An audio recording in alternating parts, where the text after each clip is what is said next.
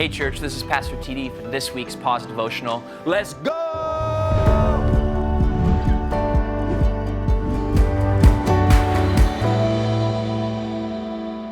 Jesus' leadership fascinates me. Let's practically frame this out for a second. After Jesus departed the earth, 11 uneducated and unsophisticated Jewish men were given the task to make disciples within the complexities of different languages and cultures across the first century world. No money, no worldly power, no organization, and no leader. Outcasts in their own cultural society and Jewish religion. Surprisingly, Acts 19:10 illustrates that within several years, every Jew and Greek in the province of Asia had heard about Jesus. Approximately 15 million people. Today, nearly 1/3 of the world's population identify as followers of Jesus. The early disciples had nothing, but they changed everything. How?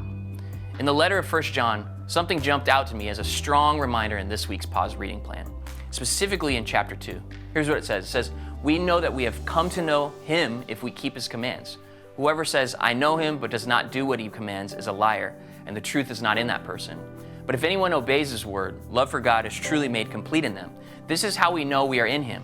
Whoever claims to live in him must live as Jesus did." 1 John 2:3-6.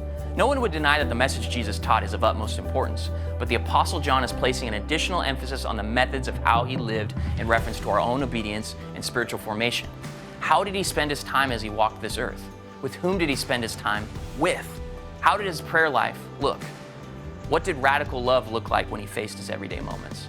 All these questions have practical answers as observed in the gospel accounts. And possibly the most important question for us today is, as his church, is this: how am I supposed to live obedient to his mission as a disciple maker? I gotta be honest, I love reading about leadership and ministry strategies, but oftentimes to my own fault, I can easily forget that Jesus is the leadership GOAT. 11 to 2.3 billion. If you're anything like me, maybe you needed this nudge as we observe the Christmas season and are reminded of the incarnational reality of Jesus. How we are to live is not exclusively found in the message that Jesus brought, but also by paying close attention to the way in which he lived while he walked this earth.